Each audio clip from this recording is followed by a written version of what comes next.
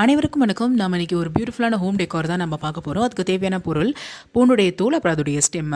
பூண்டுடைய stem எடுத்துக்கோங்க. அதை சுற்றி நிறைய ஃபெவிகால் நல்லா அப்ளை பண்ணிவிடுங்க. இதுக்கு க்ளூகான் எதுவும் தேவைப்படாது, ஃபெவிகால் மட்டும் போதும்.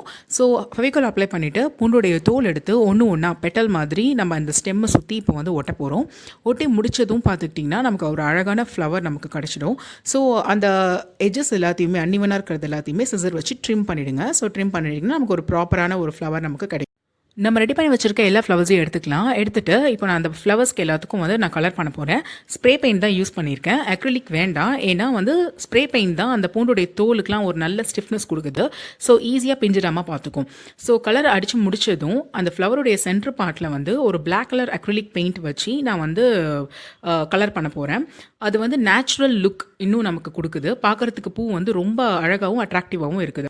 அடுத்து வந்து கொஞ்சம் தென்னங்குச்சி எடுத்துக்கோங்க. எடுத்துகிட்டு இப்போ நம்ம கலர் பண்ணி வச்சுருக்கோம் இல்லையா, அந்த ஃப்ளவர்ஸ் எடுத்துக்கோங்க. அந்த ஸ்டெம்முக்கு பின்னாடி இந்த தென்னங்குச்சியை வந்து இன்சர்ட் பண்ணிக்கோங்க. ஏன்னா நான் இது எல்லாத்தையுமே ஒரு கிளாஸ் ஜாரில் தான் அந்த ஃப்ளவர்ஸ் எல்லாத்தையும் போட்டு வைக்க போகிறேன். ஸோ நமக்கு அது ஹைட் வந்து கரெக்டாக பார்த்தணும் இல்லையா, அதுக்காக தான் இந்த தென்னங்குச்சி நான் வந்து யூஸ் பண்ணியிருக்கேன். ஸோ எல்லா ஃப்ளவர்ஸ்க்குமே இதை இன்சர்ட் பண்ணிவிடுங்க. எல்லா பூவோடைய ஸ்டெம்லையும் இப்போது க்ரீன் கலர் அக்ரிலிக் பெயிண்ட் வச்சு நம்ம பெயிண்ட் பண்ணிக்க போகிறோம்.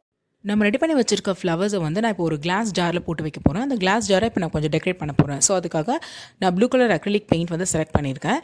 ஃபஸ்ட்டு கோட்டிங் இப்போ நான் வந்து அப்ளை பண்ணிகிட்டு இருக்கேன். இது நல்லா காஞ்சதுக்கு அப்புறமா நீங்கள் வந்து செகண்ட் கோட்டிங் கொடுக்கணும். செகண்ட் கோட்டிங் கொடுத்தா தான் இன்னும் நல்லா பார்க்குறதுக்கு நல்லாயிருக்கும் அந்த ஜார். அந்த கிளாஸ் ஜாரில் டபுள் கோட் பெயிண்ட் பண்ணதுக்கப்புறமா இப்போ நான் வந்து ஒரு சிம்பிளாக ஒரு டிசைன் வந்து நான் பண்ண போகிறேன். பொல்கா டாட்ஸ் வச்சு நான் அதை ஃபுல்லாக டெக்கரேட் பண்ண போகிறேன். ஸோ உங்களுக்கு ஒன்றும் பெரிய டூல்ஸ்லாம் தேவையில்லை இந்த பொல்கா டாட் டிசைன் பண்ணுறதுக்கு.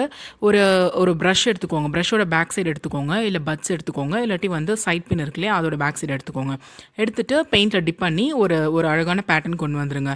உங்களுக்கு எந்த பேட்டர்ன் வேணாலும் நீங்கள் யூஸ் பண்ணிக்கலாம் பொல்கா டாட்ஸ் வச்சு. ஸோ நான் ஒரு ஈஸியான ஒரு டிசைன் தான் நான் சூஸ் பண்ணியிருக்கேன் இன்றைக்கி. அதை ஃபுல்லாக நான் வந்து அப்ளை பண்ணிடுறேன். அது முடிச்சதுக்கப்புறமா எப்படி வருதுன்றதை நம்ம பார்ப்போம். இப்போ நம்ம அந்த பொல்கா டிசைனை வந்து கம்ப்ளீட்டாக முடிச்சாச்சு. இப்போ நமக்கு ஜாரும் ரெடியாக இருக்குது. நம்ம செஞ்சு வச்சுருக்க ஃப்ளவர்ஸும் ரெடி. ஸோ அந்த கிளாஸ் ஜார் எடுத்து அந்த ஃப்ளவர்ஸ் எல்லாத்தையுமே ஒன்றா அந்த பாட்டில் உள்ள போட்டு அழகாக அரேஞ்ச் பண்ணி வச்சுருங்க. ஸோ ஃபைனல் அவுட்புட் வந்து இப்படி தான் இருக்கும். இந்த டெக்கோர் ஐட்டம் நீங்களும் செஞ்சு பாருங்கள். உங்கள் வீட்டை அழகாக்குங்க.